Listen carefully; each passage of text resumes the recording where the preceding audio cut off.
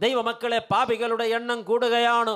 രഹസ്യമായും പരസ്യമായും പാപത്തെ പരിശീലിച്ച് പാപത്തിൻ്റെ പിണയാളുകളായി ആധുനിക ലോകത്തെ ആളുകൾ മാറുമ്പോൾ ആനുകാലികമായി ഏറ്റവും കൂടുതൽ പ്രസംഗിക്കപ്പെടേണ്ടത് മാനസാന്തരപ്പെടുവിൻ, മാനസാന്തരപ്പെടുവിൻ, മാനസാന്തരപ്പെടുവിൻ എന്ന് തന്നെയാണ്. നമുക്ക് പാരമ്പര്യമുണ്ട്. ദൈവമക്കളെ, നാം വിളിക്കപ്പെടുന്നതും അറിയപ്പെടുന്നതും ഈ ലോകത്ത് വിശുദ്ധ സംഘമാണ് എന്നാണ്. എന്നാൽ നമ്മുടെ രഹസ്യ ജീവിതം ആരറിയുന്നു?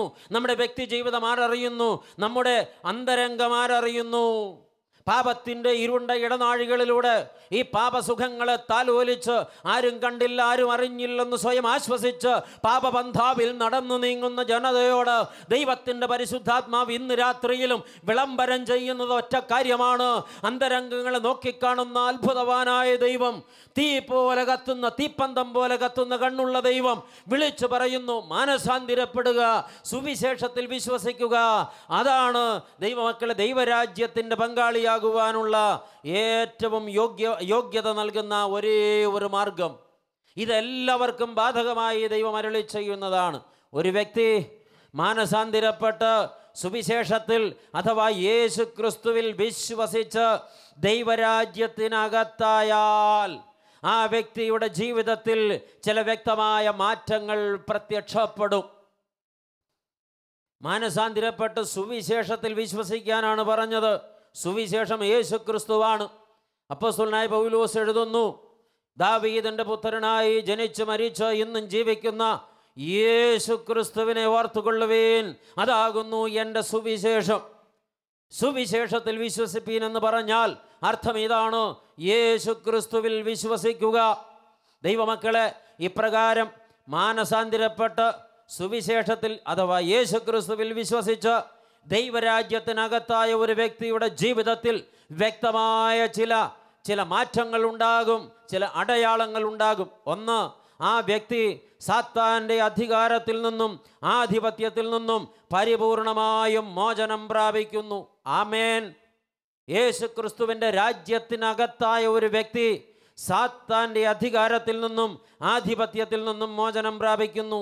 രണ്ട്, ആ വ്യക്തി കർത്താവിൻ്റെ രാജ്യത്തിൻ്റെ വളർച്ചയ്ക്ക് വേണ്ടി സുവിശേഷം പ്രഘോഷിക്കുവാൻ തുടങ്ങുന്നു. ദൈവരാജ്യത്തിനകത്തായി തീർന്ന ഒരു വ്യക്തിക്ക് സുവിശേഷം പ്രഘോഷിക്കാതിരിക്കാൻ കഴിയില്ല. സുവിശേഷം പ്രഘോഷിക്കാൻ ഒരു വ്യക്തിക്ക് ലജ്ജയാണെങ്കിൽ, മടിയാണെങ്കിൽ, ഒഴിഞ്ഞു മാറുകയാണെങ്കിൽ ആ വ്യക്തി ദൈവരാജ്യത്തിനകത്തായിട്ടില്ലെന്ന് തന്നെ മനസ്സിലാക്കണം. ദൈവരാജ്യത്തിനകത്ത് വന്ന ഒരാൾക്ക് ഈ സുവിശേഷം പ്രഘോഷിക്കാതിരിക്കാൻ കഴിയില്ല. മൂന്നാമത്, ദൈവരാജ്യത്തിനകത്തായ വ്യക്തി പൂർണ്ണ വിശുദ്ധിയോടെ തൻ്റെ ജീവിതം കൊണ്ട് ദൈവരാജ്യം എന്താണെന്ന് ലോകത്തിൻ്റെ മുമ്പിൽ അടയാളപ്പെടുത്തും. തൻ്റെ ജീവിതം കൊണ്ട് പൂർണ്ണ വിശുദ്ധിയോടെ, ആത്മാവിൽ വിശുദ്ധി, ശരീരത്തിൽ വിശുദ്ധി, മനസ്സിൽ വിശുദ്ധി, വാക്കിൽ വിശുദ്ധി, നോക്കിൽ വിശുദ്ധി, പെരുമാറ്റത്തിൽ വിശുദ്ധി, നടപടികളിലൊക്കെ, ക്രയവിക്രയങ്ങളിലൊക്കെ വിശുദ്ധി സൂക്ഷിച്ചുകൊണ്ട് താൻ ഉൾപ്പെട്ടിരിക്കുന്ന ദൈവരാജ്യം എന്താണെന്ന് ലോകത്തിൻ്റെ മുമ്പിൽ തൻ്റെ ജീവിതം കൊണ്ട് സാക്ഷ്യപ്പെടുത്തും.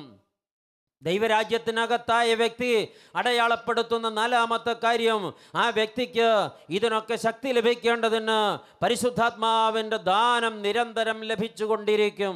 ദൈവമക്കളെ, ഒരു വ്യക്തി ദൈവരാജ്യത്തിൻ്റെ അവകാശിയായി തീർന്നാൽ ആ വ്യക്തിയെ പിന്നെ നയിക്കുന്നത് ദൈവത്തിൻ്റെ പരിശുദ്ധാത്മാവാണ്. നിരന്തരമായി നിറയുന്ന ദൈവപരിശുദ്ധാത്മാവിൻ്റെ ശക്തിയാൽ വിശുദ്ധിയോടെ നിന്ന് ദൈവവചനം പ്രഘോഷിച്ച് സാക്ഷ്യപൂർണമായ ജീവിതം നയിച്ച് സാത്താൻ്റെ പിടിയിൽ നിന്ന് വേർപെട്ട് പ്രയാണം തുടരുവാനൊരു ദൈവ പൈതലിന് കഴിയും. അങ്ങനെ ദൈവരാജ്യത്തിനുള്ളിലായ ഒരു വ്യക്തി തരുന്ന അഞ്ചാമത്തെ അടയാളം, ആ വ്യക്തി നീതിബോധത്തോടെ ജീവിക്കുന്നു, ദൈവിക നീതി നടപ്പിലാക്കാൻ പരിശ്രമിക്കുന്നു. നീതിബോധത്തോടെ ഒരാൾ ഈ ലോകത്ത് ജീവിക്കുന്നുവെങ്കിൽ ദൈവിക നീതി ലോകത്ത് നടപ്പിലാക്കാൻ വേണ്ടി തൻ്റെ ജീവിതത്തിൻ്റെ സമസ്ത ഇടങ്ങളും ആ വ്യക്തി വിനിയോഗിക്കുന്നുവെങ്കിൽ ആ വ്യക്തി ദൈവരാജ്യത്തിനകത്താണെന്ന് ഉറപ്പിക്കാം. ആറാമത്, ദൈവരാജ്യത്തിനകത്തായ വ്യക്തി ദൈവിക സമാധാനം അനുഭവിക്കുകയും ആ സമാധാനം മറ്റുള്ളവർക്ക് പങ്കിടുകയും ചെയ്യുന്നു. ഇന്ന് ലോകത്ത് ജീവിക്കുന്ന ഒരുപാട് പേരുടെ ഏറ്റവും വലിയ പരാതികളിലൊന്ന് യാതൊരു സമാധാനവുമില്ല എന്നുള്ളതാണ്. എനിക്ക് സമാധാനമില്ല എന്ന് നിരന്തരം പറയുന്ന ആളുകളുടെ ഏറ്റവും വലിയ കുഴപ്പം എന്താണെന്നറിയാമോ? ഈ ആയുസ്സിൽ ഇന്ന് വരെ അവരാർക്കും സമാധാനം കൊടുത്തിട്ടില്ലാത്തവരാണ്. കൂടെ പാർക്കുന്നവർക്ക് സമാധാനം കൊടുക്കാത്തവർക്കാണ് ജീവിതത്തിൽ സമാധാനം അനുഭവിക്കാൻ കഴിയാത്തത്. എൻ്റെ ജീവിതത്തിൽ ഞാനത് അനുഭവിക്കുന്നുണ്ടെങ്കിൽ ഞാനത് മറ്റുള്ളവർക്ക് പങ്കിടും. ദൈവികമായ സമാധാനത്തെക്കുറിച്ചാണ് പറയുന്നത്. ലോകം സമാധാനം തന്നേക്കാം, പക്ഷേ അത് താൽക്കാലികമാണത്, നിലനിൽക്കില്ല. അതിന് അടിവേരില്ല, അതിന് ആഴമില്ല, പാറമേൽ വീണ വിത്ത് പോലെയാണ്. പെട്ടെന്നൊരു പ്രതാപമൊക്കെ തോന്നും, മുളച്ചു വളർന്ന് തഴച്ചു വളരും, പക്ഷേ അടിവേരില്ലാതെ ഉണങ്ങിപ്പോകും. ലോകം തരുന്ന സമാധാനം ശാശ്വതമല്ല. ദൈവീക സമാധാനം, കർത്താവായ യേശു ക്രിസ്തു എന്ന രക്ഷിതാവ് എൻ്റെ പാപത്തിൻ്റെ പ്രായശ്ചിത്തമായി കാൽവരി ക്രൂശിൽ യാഗമായി അർപ്പിക്കപ്പെട്ട് എൻ്റെ മേൽ വരേണ്ട പാപത്തിൻ്റെ ശമ്പളമാകുന്ന മരണം എൻ്റെ കർത്താവ് എനിക്ക് പകരമായി ക്രൂശിലേറ്റെടുത്ത് നീക്കിക്കളഞ്ഞതിനാൽ എനിക്ക് ലഭിച്ച സമാധാനം. ഇനി ഞാൻ മരണത്തെ ഭയപ്പെടേണ്ട. ഇനി എൻ്റെ മേൽ മരണത്തിന് അധികാരമില്ല. ഇനി പാതാളം എന്നെ നോക്കി ചിരിക്കുകയില്ല. ഇനി നരകം എന്നെ കണ്ട് അട്ടഹസിക്കുകയില്ല. ഞാനോ സ്വർഗരാജ്യത്തിൻ്റെ അവകാശിയാണ്. എൻ്റെ പാപങ്ങൾ നീക്കം ചെയ്യപ്പെട്ടിരിക്കുന്നു. എൻ്റെ എല്ലാ തെറ്റുകളും ക്ഷമിക്കപ്പെട്ടിരിക്കുന്നു. എൻ്റെ യേശു കർത്താവ് എനിക്ക് വിമോചനം പ്രഖ്യാപിച്ചിരിക്കുന്നു. ഞാനോ വിടുതലിൻ്റെ സന്തോഷം അനുഭവിക്കുന്നു. ഈ ആനന്ദം ഒരാളുടെ ഉള്ളിൽ തിങ്ങുമ്പോൾ ഒരാൾ അനുഭവിക്കുന്ന സമാധാനമാണ് ദൈവീക സമാധാനം. ഇത് അനുഭവിക്കാനിടവരും ദൈവരാജ്യത്തിനകത്തായി തീർന്ന വ്യക്തിക്ക്. ഇന്ന് ഈ പന്തലിരിക്കുന്ന ഈ മഹാപുരുഷാരത്തിൽ ആർക്കെങ്കിലും ഈ ദൈവീക സമാധാനം അനുഭവിക്കാൻ കഴിയുന്നില്ലെങ്കിൽ സത്യമായിട്ടും അവർ ദൈവരാജ്യത്തിനകത്ത് എത്തിയിട്ടില്ല. പേരുകൊണ്ടായിട്ട് കാര്യമില്ല, ജീവിതം കൊണ്ടാകണം. ദൈവമക്കളെ, ദൈവരാജ്യത്തിനകത്താണ് നാം ഇരിക്കുന്നതെങ്കിൽ ദൈവിക സമാധാനം നമ്മിൽ നിറയും, അത് കവിയും. നമ്മോട് ചേർന്ന് നിൽക്കുന്ന സകലർക്കും സമാധാനം നൽകുന്നവരായി നാം മാറും. ഏഴാമത്, ദൈവരാജ്യത്തിനകത്തുള്ള വ്യക്തി തരുന്ന അടയാളം, ആ വ്യക്തി പരിശുദ്ധാത്മാവിൽ സന്തോഷം അനുഭവിക്കുന്നു. ജഡീക സന്തോഷമല്ല, ആത്മസന്തോഷം തന്നെ. ദൈവമക്കളെ, ജഡപ്രകാരം സന്തോഷം തേടുന്നവരും അത് കണ്ടെത്തുന്നവരും അതിൽ ആനന്ദിക്കുന്നവരുമാണ് ഇവിടെ ഇരിക്കുന്ന മഹാഭൂരിപക്ഷം പേരുമെന്നറിയാം. എന്നാൽ ആത്മസന്തോഷത്തെക്കുറിച്ചാണ് പറയുന്നത്. ലോകത്ത് കഷ്ടമുണ്ട്, ക്ലേശമുണ്ട്, രോഗമുണ്ട്, പീഡയുണ്ട്, ശത്രുക്കൾ വേട്ടയാടാൻ ശ്രമിക്കുന്നുണ്ട്, അപഹരിച്ചു കൊണ്ടുപോകുന്നു, പലതും തെരുവിലേക്ക് മാറ്റി നിർത്തുന്നു, ചിലരെ പാർശ്വവൽക്കരിക്കുന്നു, ഒറ്റപ്പെടുത്തുന്നു, കുറ്റപ്പെടുത്തുന്നു, നാണം കെടുത്തുന്നു. ഇതിൻ്റെയൊക്കെ മധ്യത്തിൽ പുഞ്ചിരി മായാത്ത മുഖവുമായി, വാടാത്ത മുഖവുമായി എൻ്റെ കർത്താവ് എന്നെ കാണുന്നു, അവൻ എന്നെ അറിയുന്നു, എൻ്റെ ഉള്ളും പുറവും ഉള്ളതുപോലെ അറിയുന്ന ഒരു ദൈവം എനിക്കുള്ളതിനാൽ അവൻ്റെ മുമ്പിൽ എനിക്ക് നീതി കിട്ടുമെന്നുറപ്പുള്ളതിനാൽ ലോകത്തെന്തൊക്കെ സംഭവിച്ചാലും, എത്ര വേട്ടയാടപ്പെട്ടാലും, ആരൊക്കെ തിരസ്കരിച്ചാലും, ആരൊക്കെ മാറ്റി നിർത്തിയാലും, എത്ര എൻ്റെ മേൽ ചീത്തവാക്കുകൾ ഉച്ചരിച്ചാലും എനിക്ക് ഒരു ജയമുണ്ട് എന്ന് ദൈവാത്മാവിൽ ഉള്ളിലറിയുന്ന ഒരു വ്യക്തിയുടെ ആനന്ദം, അത് ദൈവരാജ്യത്തിനകത്തുള്ള വ്യക്തിയുടെ അടയാളമാണ്. ഹല്ലേലൂയാ! ദൈവരാജ്യത്തിനകത്തായ ഒരു വ്യക്തിയിൽ ഈ പറഞ്ഞ അടയാളങ്ങളൊക്കെ ഉണ്ടാകും. റോമാലേഖനം 14-ാം അധ്യായത്തിൻ്റെ 17-ാമത്തെ തിരുവചനം അഭിവന്യനായ ഗ്രിഗോറിയോസ് തിരുമേനി ഇവിടെ ഉച്ചരിച്ചതാണ്. ദൈവരാജ്യം ഭക്ഷണവും പാനീയവുമല്ല, പിന്നെയോ നീതിയും സമാധാനവും പരിശുദ്ധാത്മാവിൽ സന്തോഷവും അത്രേ.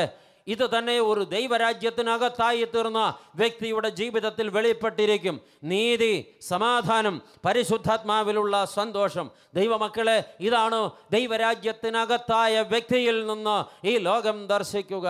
ഈ പറഞ്ഞ യോഗ്യതകളൊക്കെ നമ്മിൽ ഉണ്ടെങ്കിൽ നാം ദൈവരാജ്യത്തിലെ പ്രജകളാണെന്ന് ഉറപ്പിക്കാം. ദൈവരാജ്യത്തിലെ പ്രജകളാണെന്ന് ഉറപ്പിക്കാം. ഈ വിലപ്പെട്ട പദവിയിലേക്ക് ഒരാൾ ചേർക്കപ്പെടുന്നത് വിശുദ്ധ മാമോദീസ എന്ന അതിശ്രേഷ്ഠമായ കൂദാശയിലൂടെയാണെന്ന് തിരിച്ചറിയുക. വിശുദ്ധ മാമോദീസ എന്ന അതിശ്രേഷ്ഠമായ കൂദാശയിലൂടെ ഒരു വ്യക്തി ദൈവരാജ്യത്തിനകത്തായിത്തീരുന്നു എന്ന് സഭ പഠിപ്പിക്കുന്നു. എന്താണ് മാമോദീസായിൽ സംഭവിക്കുന്നത്? സാത്താനെ ഉപേക്ഷിച്ച് മശിഹായെ സ്വീകരിക്കുന്നു. സാത്താൻ്റെ അധികാരം നീക്കപ്പെടുന്നു, മശിഹായുടെ അധികാരം സ്ഥാപിക്കപ്പെടുന്നു. സാത്താൻ നീങ്ങിപ്പോകുന്നു, ദൈവം ഭരണമേറ്റെടുക്കുന്നു. വീണ്ടും പ്രിയപ്പെട്ടവരെ, രണ്ടാമത് യേശു ക്രിസ്തുവിന് സഹോദരനും പിതാവാൻ ദൈവത്തിന് മകനും മകളുമായി വേർതിരിക്കപ്പെടുന്നു. എന്ന് വെച്ചാൽ ദൈവമക്കൾ എന്ന പദവിക്കും സ്ഥാനത്തിനും പ്രാപ്തരാകുന്നു. പിതാവാം ദൈവത്തിൻ്റെ ഏകജാതനായ യേശുക്രിസ്തുവിന് പിതാവാം ദൈവത്തിൻ്റെ മുമ്പിലുള്ള എല്ലാ അവകാശങ്ങളും ദൈവമക്കൾ എന്ന പദവി പ്രാപിക്കുന്നവർക്ക് അവകാശമായി തീരുന്നു. അപ്പോൾ ദൈവമക്കളെ, വിശുദ്ധ മാമോദീസായിലൂടെ നാം യേശുക്രിസ്തുവിന് സഹോദരങ്ങളും പിതാവാം ദൈവത്തിന് മക്കളുമായി തീരുന്നു. മൂന്നാമത്, വിശുദ്ധ മാമോദീസായിലൂടെ നമ്മുടെ പേര് ജീവപുസ്തകത്തിൽ രേഖപ്പെടുത്തപ്പെടുന്നു. നിത്യജീവന്റെ അവകാശികളും നിത്യരാജ്യത്തിൻ്റെ ഓഹരിക്കാരുമായി തീരുന്നവരുടെ പേരെഴുതുന്ന പുസ്തകത്തിൽ വിശുദ്ധ മാമോദീസ സ്വീകരിച്ചവരുടെ പേര് എഴുതി ചേർക്കപ്പെടുമ്പോൾ ഞാനും നിങ്ങളും ദൈവരാജ്യത്തിൻ്റെ പ്രജകളായി ഡിക്ലെയർ ചെയ്യപ്പെടുന്നു. നാലാമത്, വിശുദ്ധ മാമോദീസായിലൂടെ നാം ദൈവരാജ്യത്തിൻ്റെ പ്രജകൾ എന്ന പദവി പ്രാപിക്കുന്നു, പേരെഴുതപ്പെടുന്നതോടുകൂടെ. അഞ്ചാമത്, മശിഹായുടെ തിരുശരീര രക്തങ്ങളിൽ പങ്കാളിയായി തീരുന്നതിലൂടെ യേശു ക്രിസ്തുവുമായി നാം ഒന്നായി തീരുന്നു. ശുദ്ധമുള്ള യോഹന്നാൻ എഴുതിയ രക്ഷാസുവിശേഷം 6-ാം അധ്യായത്തിൻ്റെ 53-54 തിരുവചനങ്ങളിൽ കർത്താവായ യേശു ക്രിസ്തു ഇങ്ങനെ പ്രഖ്യാപിച്ചു: ആമേൻ, ആമേൻ, ഞാൻ നിങ്ങളോട് പറയുന്നു, നിങ്ങൾ മനുഷ്യപുത്രൻ്റെ മാംസം ഭക്ഷിക്കാതെയും അവൻ്റെ രക്തം കുടിക്കാതെയും ഇരുന്നാൽ നിങ്ങൾക്ക് ഉള്ളിൽ ജീവൻ ഇല്ല. എൻ്റെ ശരീരം ഭക്ഷിക്കുകയും എൻ്റെ രക്തം കുടിക്കുകയും ചെയ്യുന്നവന് നിത്യ ജീവൻ ഉണ്ട്. അവസാന പുനരുത്ഥാന നാളിൽ ഞാൻ അവനെ ഉയർത്തെഴുന്നേൽപ്പിക്കും. എല്ലാവരെയും ഉയർത്തെഴുന്നേൽപ്പിക്കുമെന്നല്ല കർത്തൃകൽപ്പന. പരിശുദ്ധ കുർബാനയുടെ സംസർഗത്തിൽ ജീവിച്ച് നിത്യജീവന് ഓഹരിക്കാരും അവകാശികളുമായി തീർന്നവരെ കുറിച്ചാണ് കർത്താവ് പറഞ്ഞത്. ദൈവമക്കളെ, ഇങ്ങനെ നാം യേശുക്രിസ്തുവിൽ ഒന്നായി തീരുന്നു. യേശുക്രിസ്തു എന്നിലും ഞാൻ യേശുക്രിസ്തുവിലും ഏകീഭവിക്കുകയാണ് പരിശുദ്ധ കുർബാനയിലൂടെ സംഭവിക്കുന്നത്. ആറാമത്, വിശുദ്ധ മാമോദീസായിലൂടെ പ്രഭ കൊണ്ടും മഹത്വം കൊണ്ടും കിരീടം ധരിപ്പിക്കപ്പെട്ടവരായി നാം മാറുന്നു.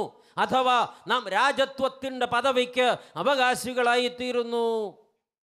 ഇങ്ങനെയാണ് ഒരു വിശ്വാസി ദൈവരാജ്യത്തിലെ പ്രജയായി വേർതിരിക്കപ്പെടുന്നത്. ദൈവമക്കളെ, ഈ ഘട്ടങ്ങളിലൂടെ കടന്നൊരു വിശ്വാസി ദൈവരാജ്യത്തിലെ പ്രജയായി വിളംബരം ചെയ്യപ്പെട്ടതാണ്. അങ്ങനെയാണ് നാം ഒക്കെ വിളിക്കപ്പെട്ടത്. ആ പദവിക്കാണ് നാം പ്രാപ്തരായത്. നാം ഒക്കെ വിശുദ്ധ മാമോദീസായിലൂടെ ദൈവരാജ്യത്തിൻ്റെ അവകാശികളായി തീർന്നവരാണ്.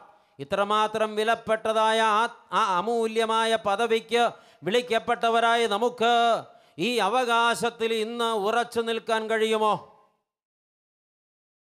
ഞാനിപ്പോൾ ദൈവരാജ്യത്തിനകത്താണെന്ന് നെഞ്ചിൽ കൈവച്ച് വിളിച്ചു പറയാൻ ഇവിടെ ഇരിക്കുന്ന എത്ര പേർക്ക് ചങ്കുറപ്പുണ്ടാകും? നാം സാത്താൻ്റെ അധികാരത്തിൽ നിന്ന് മോചനം പ്രാപിച്ചുവോ? ഇപ്പോഴും അവൻ്റെ അധികാരം നമ്മുടെ മേൽ നടക്കുന്നില്ലേ? ഏതെങ്കിലും ഒരു പാപം ആരിലെങ്കിലും അധികാരം നടത്തുന്നുവെങ്കിൽ അത് സാത്താൻ്റെ ഭരണമാണ്.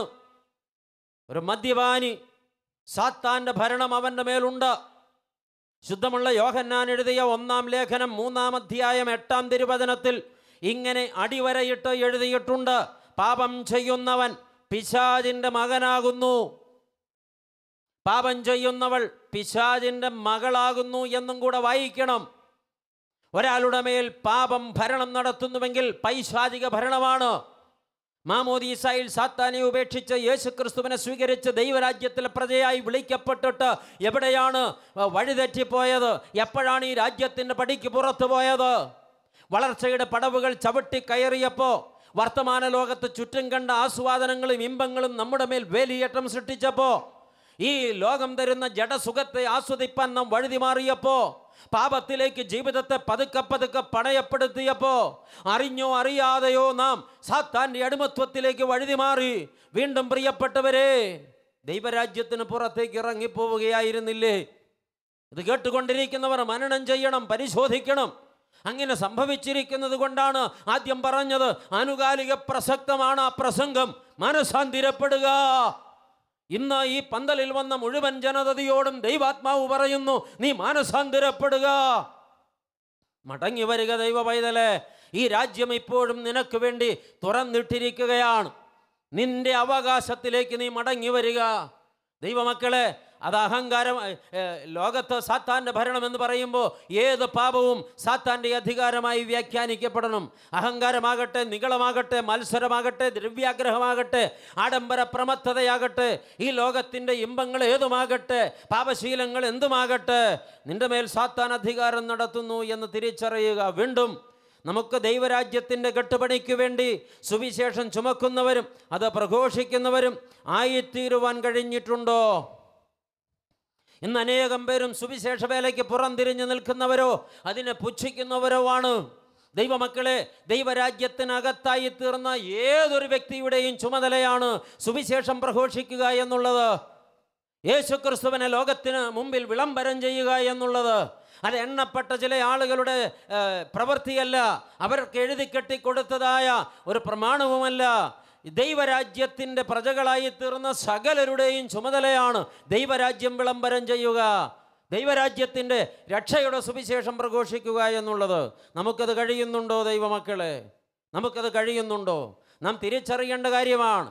ഞാൻ പലപ്പോഴും ചിന്തിക്കും, നമ്മുടെ പള്ളികളിലൊക്കെ എല്ലാ വർഷവും ഒരു ആനുവൽ ബഡ്ജറ്റ് ഉണ്ടാക്കും. ഈ ബഡ്ജറ്റുകളിൽ പള്ളിയിൽ നടത്താൻ പോകുന്ന മരാമത്തുകൾക്ക് കോടികൾ ഒരുപക്ഷെ നാം നീക്കിവെക്കും. അതുപോലെ നാം നടത്തുന്നതായ വിവിധങ്ങളായ വ്യവസായങ്ങൾക്ക്, ബിസിനസ്സുകൾക്കൊക്കെ നാം പണം വകയിരുത്തും. എന്നാൽ രണ്ട് കാര്യം നാം മറന്നുപോകും. ഒന്ന്, സുവിശേഷ വേലയ്ക്ക് വേണ്ടി ബഡ്ജറ്റിൽ ഒരു എൻട്രി കാണുമോ? ഉണ്ടെങ്കിൽ ഏറ്റവും ചെറിയ തുക. രണ്ട്, സാധുക്കൾക്ക് വേണ്ടി നമ്മുടെ ബഡ്ജറ്റുകളിൽ, പള്ളി ബഡ്ജറ്റുകളിൽ ഒരു എൻട്രി കാണുമോ? ഉണ്ടെങ്കിൽ ഏറ്റവും ചെറിയ തുക. ദൈവമക്കളെ, പള്ളിയുടെ മൊത്തം വരുമാനത്തിൻ്റെ 50% ഈ രണ്ട് കാര്യങ്ങൾക്ക് വേണ്ടി നീക്കിവെക്കാൻ എന്ന് നാം തയ്യാറാകുന്നുവോ, അന്നേ നാം ദൈവരാജ്യത്തിൻ്റെ പ്രജകളാണെന്ന് നമുക്ക് ലോകത്ത് വിളംബരം ചെയ്യാൻ കഴിയുകയുള്ളൂ. ഹല്ലേലൂയ! ഇത് നമ്മുടെ ഹൃദയങ്ങളിൽ എഴുതിപ്പിടിപ്പിക്കണം. വിവേകമതികളായി നാം മാറണം. ഈ ലോകപരമായി ഒരുപാട് വളരുന്നതല്ല നമുക്ക് വേണ്ടത്. ഈ ലോകത്ത് എത്ര വളർന്നാലും, എത്ര നേടിയാലും, എത്ര കെട്ടിടങ്ങൾ കെട്ടിപ്പൊക്കിയാലും അതെല്ലാം ഒരു ദിവസം അസ്തമിക്കും. ഈ ലോകം വിട്ട് ഞാനും നിങ്ങളും പോകണം.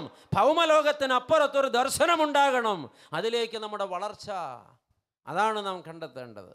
ദൈവമക്കളെ, ദൈവരാജ്യത്തിനകത്തായി തീർന്നൊരു ദൈവ പൈതൽ സുവിശേഷം പ്രഘോഷിക്കും. അത് പ്രഘോഷിക്കാതിരിക്കാൻ കഴിയില്ല. വീണ്ടും നമുക്ക് ഈ ഭൂമിയിൽ വിശുദ്ധിയോടെ മാതൃകാപരമായി ജീവിക്കാൻ കഴിയുന്നുണ്ടോ? ദൈവരാജ്യം എന്താണെന്ന് നമ്മുടെ ജീവിതം കൊണ്ട്, ജീവിത വിശുദ്ധി കൊണ്ട് ലോകത്തിൻ്റെ മുമ്പിൽ അടയാളപ്പെടുത്താൻ നമുക്ക് കഴിയുന്നുണ്ടോ? ഇത് ചിന്തിക്കേണ്ട വിഷയമാണ്. ഇല്ലെങ്കിൽ പ്രിയപ്പെട്ടവരെ, നാം പരാജയപ്പെട്ടിരിക്കുന്നു എന്ന് വരും. നമ്മുടെ ഹൃദയങ്ങൾ ചിന്തിക്കണം, നാം ചലിക്കണം. അതേ, ജീവിത വിശുദ്ധി കൊണ്ട് ലോകത്തിൻ്റെ മുമ്പിൽ ഞാൻ ദൈവരാജ്യത്തിലെ പ്രജയാണെന്ന് അടയാളപ്പെടുത്താൻ നമുക്ക് കഴിയണം. കഴിയുന്നുണ്ടോ എന്നുള്ളതൊരു ചോദ്യമാണ്. നമുക്കിവിടെ നീതിബോധത്തോടെ ജീവിക്കാൻ കഴിയുന്നുണ്ടോ? അനീതി പ്രവർത്തിക്കാതെ, അനീതിക്ക് കൂട്ടുനിൽക്കാതെ ദൈവിക നീതിയുടെ വക്താക്കളായിരിക്കാൻ കഴിയുന്നുണ്ടോ? ഇല്ല.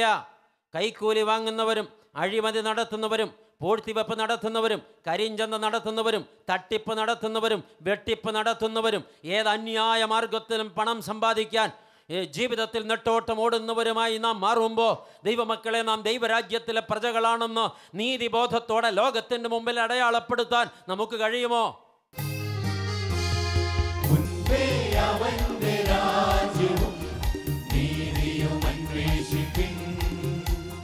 ശേഷം